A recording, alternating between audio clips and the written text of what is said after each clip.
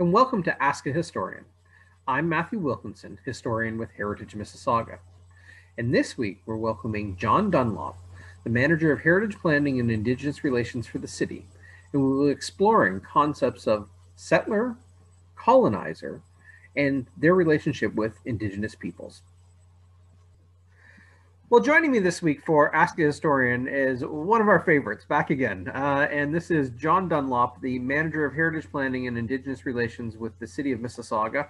We're talking here in Indigenous History Month and topics that are very front and center with us in the current climate, the current news that we're hearing about and reading about. And we're here today to talk about issues around and understandings around what is to be a settler and a colonizer and how that relationship works with Indigenous peoples in Canada.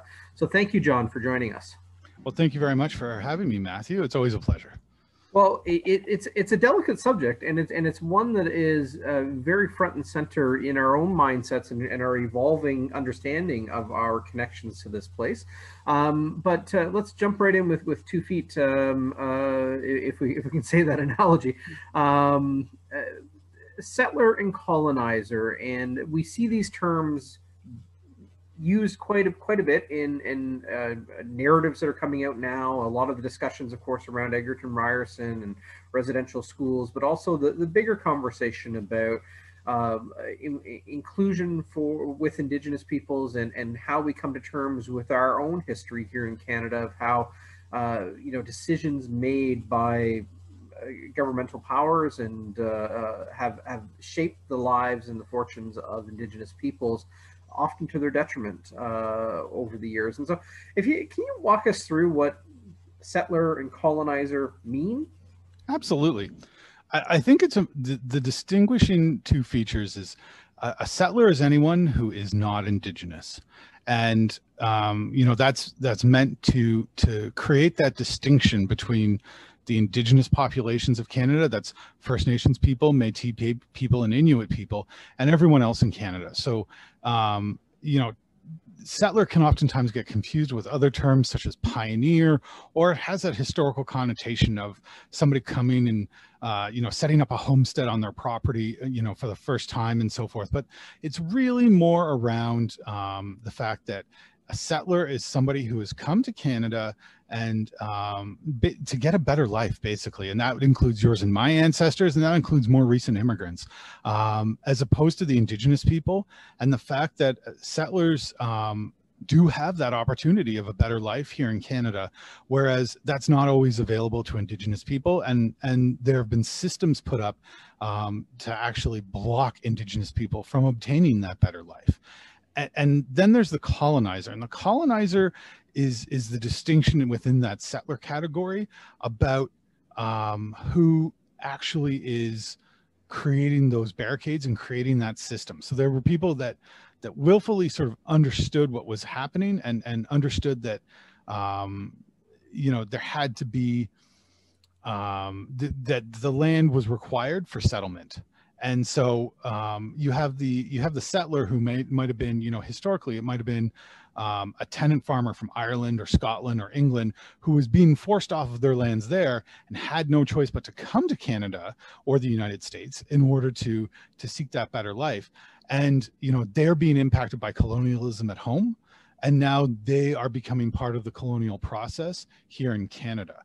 And the same is true for more recent immigrants that may have suffered under colonialism in their home countries and have come to Canada to flee that, and don't necessarily understand that by coming to Canada, they become a settler because they're settling on land that has been treated away or in some cases forcefully removed from the Indigenous populations.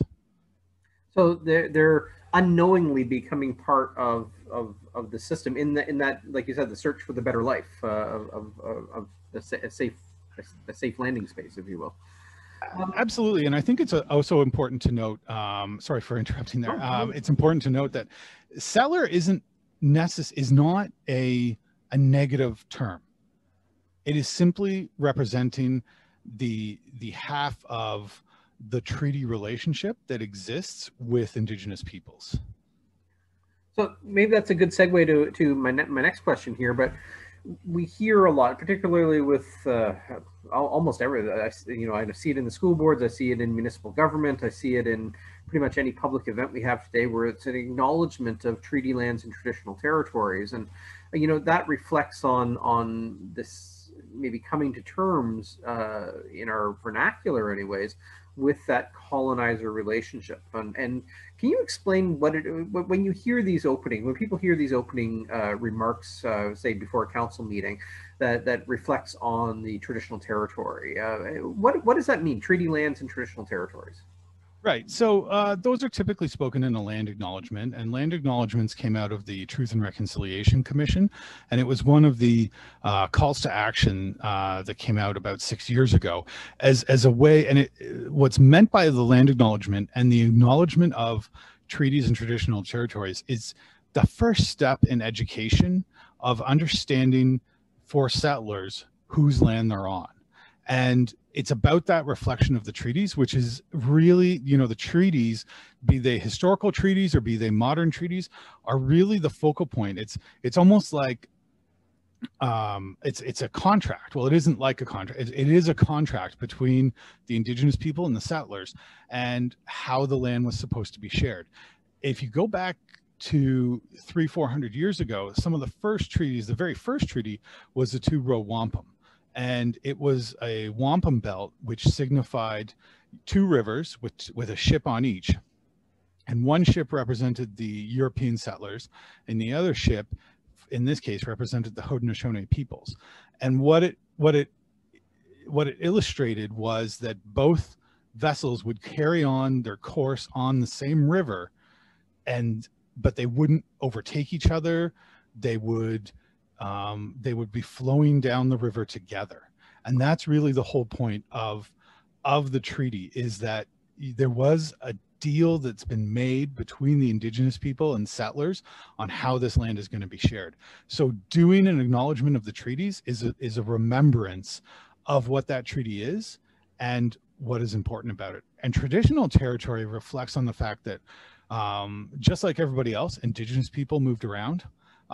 During the time of contact, it was a time of massive upheaval for the Indigenous populations in Canada, and you had people who used to live in areas that no longer did. An example that I use most commonly is the ancestral Wendat people. They, in the archaeological record and in their histories, their traditional homeland was on the north shore of Lake Ontario. But by the time Europeans arrived, they were living in what we call Huronia. And that's where that name comes from. The Wendat people became known as the Huron by the French, and that's a name that stuck with them for 400 years. And so they have traditional territory down along the north shore of Lake Ontario, but they hadn't lived here for 500 or 600 years, but we know that they used to live here. And so the goal is to understand that part of the history of Canada, of understanding that Indigenous history. If we only focus on settler history, we're focusing on really 200 to 300 years of history that goes back to time immemorial.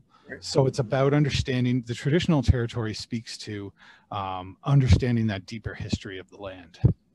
And you can reflect on that in a broader sense. I mean, not only the name of our city, which was chosen by its population, but you have traditional names that have been over time anglicized, if you will, but their root is very distinctly Indigenous, whether it be Iroquois language or Ojibwa.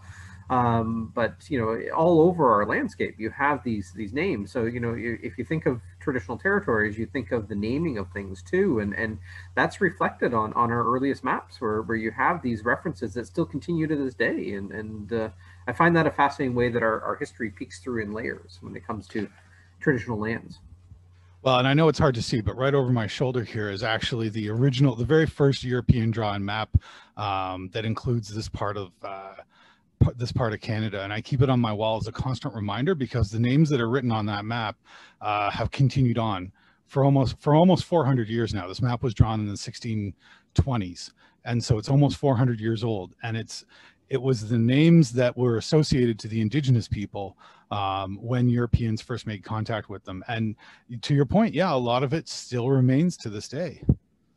But once people place names on things, those names tend to stay. And we, of course, do find the colonizers' names, as well as, you know, some of the early settlers where homesteads get reflected in time and whatnot.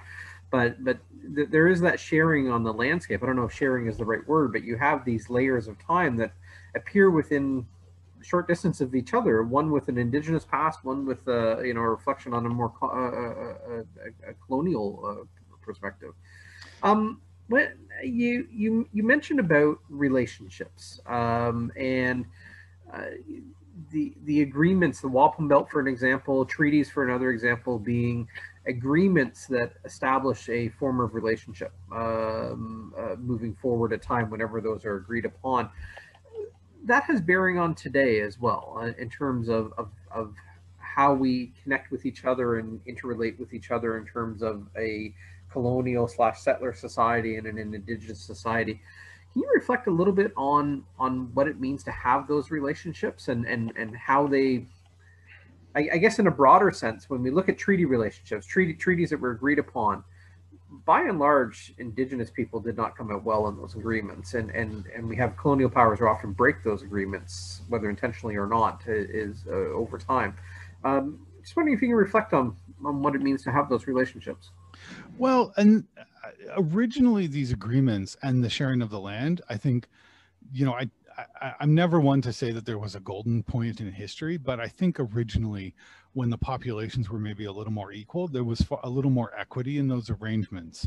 You know, if you look here in Mississauga, the history of the Credit Indian Mission, and it outperformed nearby Port Credit by a significant margin for a long period of time, until such time as you know, the colonial powers of the day had the discussions with the Mississaugas, inviting them to move on to somewhere else in the province. And you know, it started fairly equitably. I mean, everybody, you know, there's truth in the history that we're all taught that, you know, the original settlers depended on the indigenous populations when they were first establishing themselves. And colonial powers certainly relied on them militarily for a lot of the wars that took place in North America. But over time, once the wars ended and, you know, the British really gained dominance across the better part of the continent, and definitely throughout Canada, there became the question of what to do with the indigenous populations. And so that's when we start to move into a less of an equitable relationship and more of one of, it's treated as so, you know, the words in a lot of the treaties and so forth is that the Great Father, the King of England, will care for his children. But it's a poor fatherhood that results in that, and it's one that is, you know, as you said, the treaties were written in a way that the indigenous populations never really came out on the better for that, and there are instances where out on the prairies and so forth out west, where guns were held to heads in order to get signatures on the treaties in order to try and make them legal. So it's a relationship that can get forgotten very easily. And I think that really speaks to how we are where we're at right now and why we're hearing so much rage from indigenous peoples, is because they've been ignored for so long. You know, the indigenous relations departments at the federal and provincial levels and so forth are always ones that are never staffed to a degree that they feel necessary. I mean, everybody feels like they can always use some more help at work, but these are the staff that are responsible for maintaining these relationships. And if they simply don't have the support, it gets challenging in order to fulfill the treaty obligations. And as Canada matured, that treaty relationship just became less and less important. And as Canada rose in prominence globally, it took on a position, you know, and as we became a G7 country, that relationship with our own people, with the indigenous people in Canada, I should say, it was taken out of prominence. It wasn't one that was important. You mentioned the word obligation, and based on a relationship that has been established through a treaty, through an agreement, that there are obligations that are required through that agreement. What, in a broad sense, what kinds of obligations would there be? Like how do we become we as a colonizing entity? How do we become good partners? How do we fulfill obligations? Well, and that's a good question, because a lot of this, I say to a lot of people, the relationship is between the Crown and the First Nation. And on a legal perspective, that's very true. And then that you actually get into some challenges about who is the Crown in Canada. We have our own constitution. We've had it now for almost 40 years. And so there was a period where federally, after the Constitution was signed, there was almost a feeling that the Crown had been removed, and so the treaties were void because one side had disappeared, and that's not the case. The federal government becomes the Crown in these relationships, but that's at a legal level. Again, we live in a democracy where we elect our officials to make these decisions, and these treaties were signed on behalf of not just the British Empire, but on our ancestors and on everybody who reaps benefits from living in Canada today. Canada's a very, if you want to look at natural resources, we're a wealthy nation with natural resources, but are we equitably sharing strategies around resource extraction? Are we ensuring that there's a standard of living on First Nation reserves, places where we told Indigenous people to live, that is the same with what generally is the standard of living here in Mississauga? And the answer is no. And so it comes down to the settler. It comes down to to everyone who's a Canadian to reflect on that. And I grew up in the 80s and 90s in a period where Canada had a sterling reputation globally. And it was a place of high demand for immigration because it had a very high standard of living, and it was seen as a very socially progressive country. And, residential schools were still around at that time, but it was something that was just not known.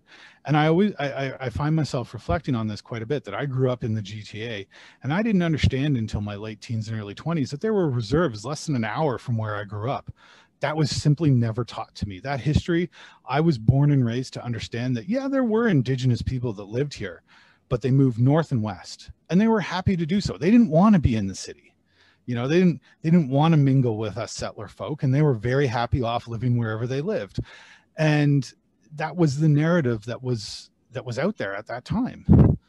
I know that, and I have a different perspective myself. I grew up with my adopted older brother was Indigenous, and so I had a different perspective from him. He was only a few years older than I was, but my mother had also worked in the North, and you had this perception in wider society, I would say, even through the school system, that you weren't taught this stuff, but you'd hear these stories, you'd hear these things, and thinking, okay, well, it's not all roses, there's something else here. But it really wasn't until I started to honestly work in this field that I really had more of an eye-opening in terms of building relationships and meeting people and hearing and more stories. Reading the book by Donald Smith on Peter Jones really opened your eyes to more of a broader story, at least locally. But it's such a, when you like, we're going to take maybe a jump sideways a little bit, but I think it really important to look at it.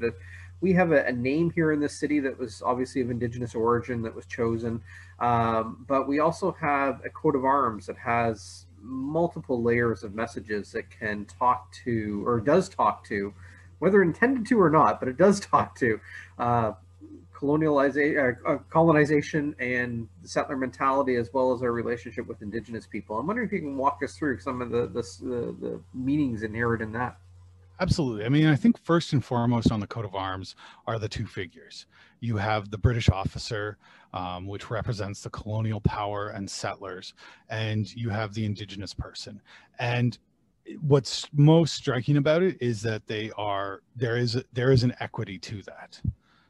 There's an equity to their positioning. One is not larger than the other. One does not have a position of prominence over the other. There is a true sense of equity. And one is holding the scrolls, which symbolize the treaties, and the other one is holding the quills, which were used to sign those treaties. And so it as a symbol, those two figures bind the relationship between the settler and the Indigenous, that it's meant to be, you know, these agreements were signed and that they should be honored, and that we have obligations to each other as a result of that. And you know, and the obligation that the Indigenous people have is that they've agreed to share their land with us, and the obligation from the settlers is that we'll do so honorably, you know. And that becomes a challenge, as you said earlier. When treaties get forgotten, that's when the terms like land back start coming up, as saying, you have vetoed this agreement, therefore we deserve our land back.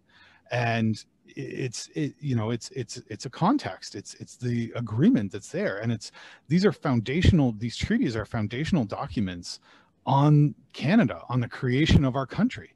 And so as a symbol, that coat of arms is very powerful because it does speak to that. It speaks to that relationship. And it's, you know, standing on both sides of the circle. It's very similar to the two-row wampum, where you have that binding of having that, you know, standing on each side of the circle. It binds the two figures, and that we're intrinsically linked because of how we share this land. The former motto, I think, when you view it in the context of settler, colonizer, and Indigenous relations, pride in our past, faith in our future, has a little bit more weight. It's just not a saying. I mean, if we are reflecting on the one, we must also reflect on the other and find that common path forward. Again, perpetuating the two-row wampum belt agreement. Well, exactly. And I mean, pride in our past, it's, you know, there's a pride to be had of sharing the name with the Mississaugas. You know, it is a great name, and it is a nation within the Anishinaabe people, and it's one that as a city we should be proud to have chosen, and to stress that when the name was chosen, we did ask to use the name, and there was an agreement at that time, a further agreement and enhancement of our relationship and friendship with the Mississaugas, to say, yes, you can use your name. You can use our name as for your city, or for the town at the time that became the city. So, and it's important, you know, given the state of everything we're looking at here in, you know, in 2021 and Indigenous History Month, to really be reflecting on those relationships and seeking to understand more about that. I've had so many wonderful relationships over the past, I've had so many wonderful discussions over the last few weeks with people who, again, as we said, weren't taught this. It wasn't part of the regular education curriculum. And as adults, they are hungry for that knowledge and understanding that context, because what they're hearing doesn't jive with their knowledge of what Canada is. And the history is out there. It is accessible. You've written about it most recently, about the history of Egerton Ryerson and his connections to the Credit Indian Mission. It is something that gets spoken about in the books by Donald Smith. It's spoken about at length within the Mississaugas of the Credit First Nation website, which is an amazing resource for the history of their ancestors here in Mississauga before they moved down to Hagersville. And I think, you know, you have a long relationship with the Mississaugas, and for me, it's, you know, introduced to individuals there in the early 2000s, and there's almost a reawakening of their own story and their own culture and their own understanding of their history, and rightfully proud of that timeline, if you will. Bad choice of words, but it's been a fascinating thing to see and to learn from, and I have learned more going to the gatherings since they've been running in February, when they were allowed to run, than I ever learned in post-secondary education. Like it really has been an eye-opening experience for myself personally. I know for many other people as well.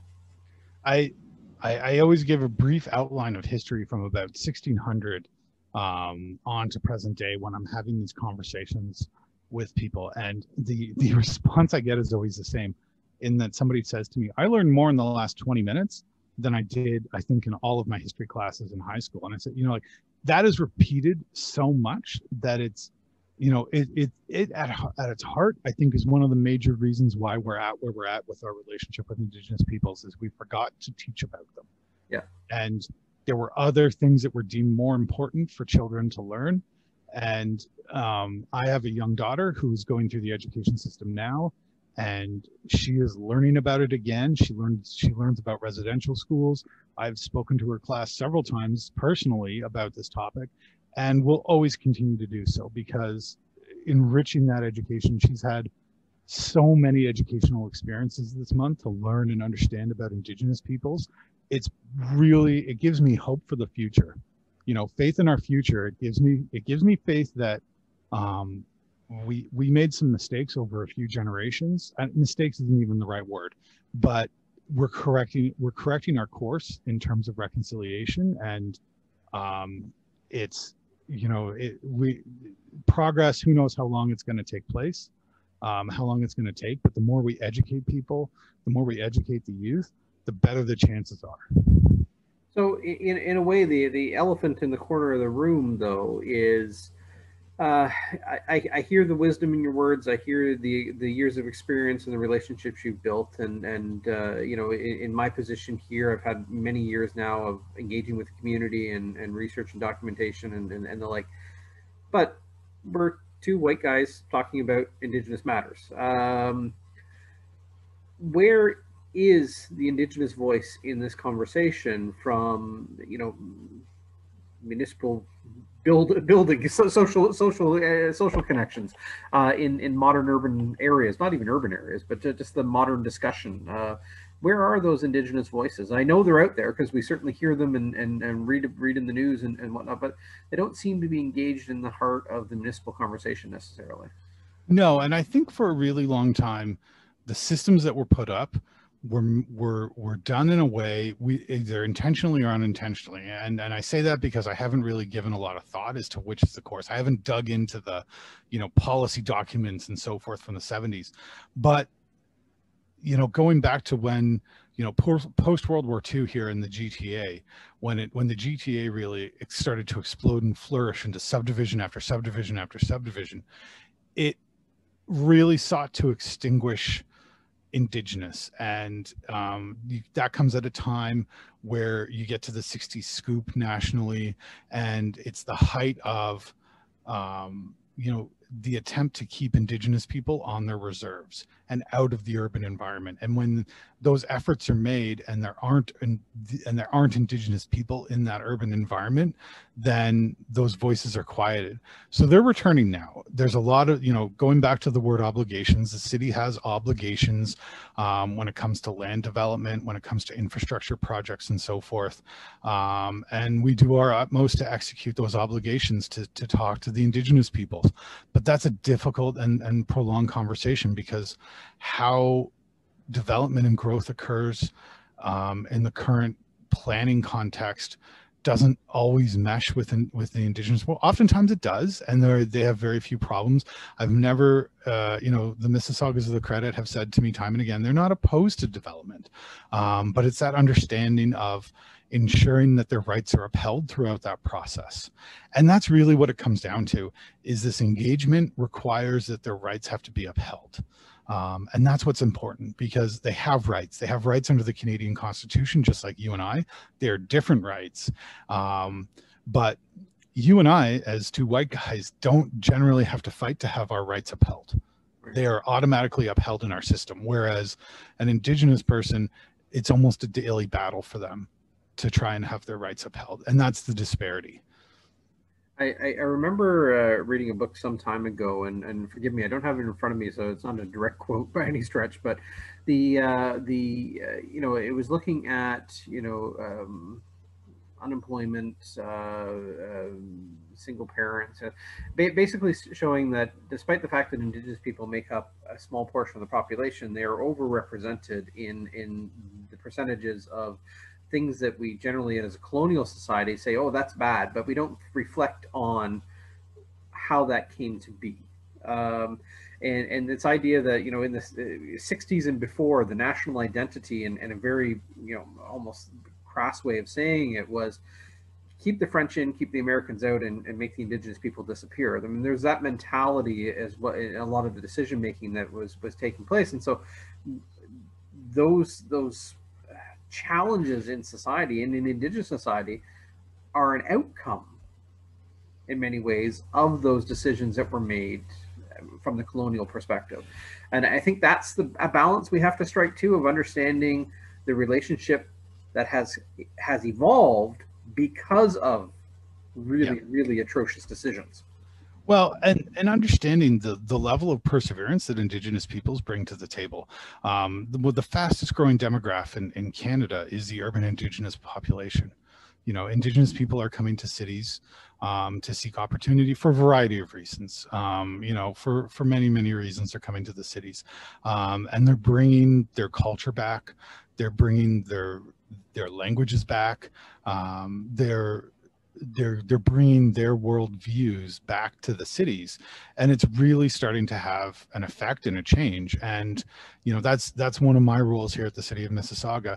I had it recently described to me that I'm a translator, and that I listen to Indigenous peoples and I bring their viewpoint and I translate it in a way that it's going to find that balance, to find that spirit behind the two-row wampum or the coat of arms of where we can coexist in a way that achieves a balance and that we aren't impacting each other negatively, you know, and that there's a level of equity to it. And that sounds like a really lofty goal. It is an incredibly lofty goal. It's an incredible challenge.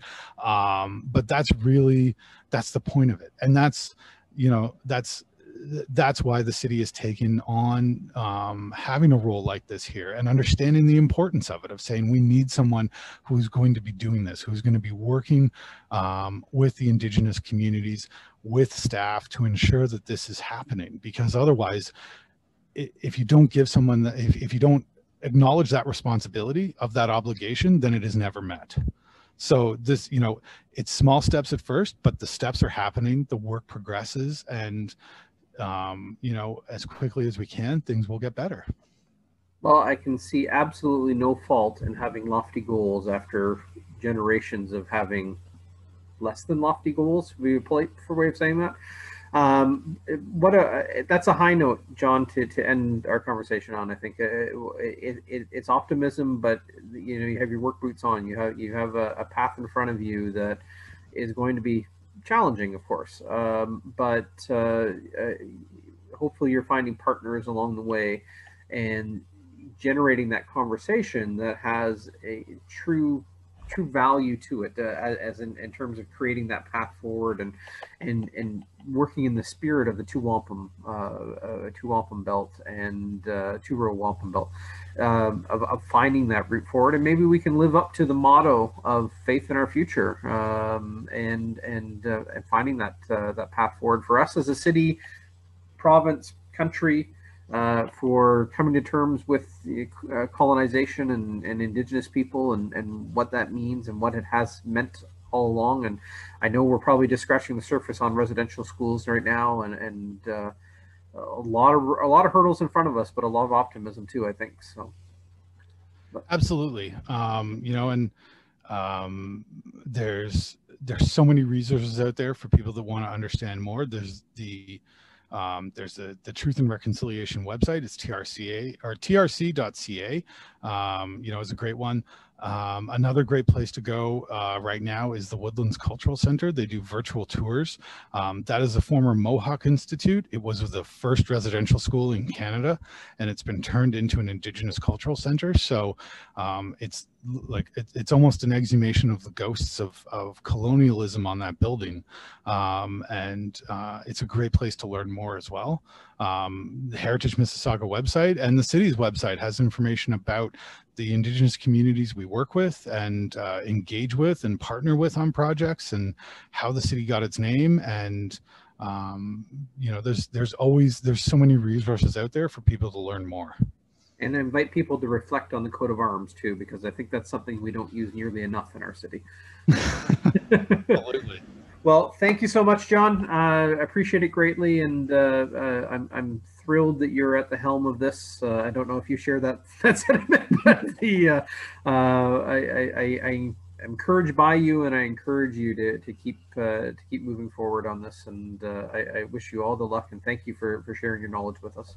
Well, thank you so much for having me. Thank you for spending some time with us here at Ask a Historian.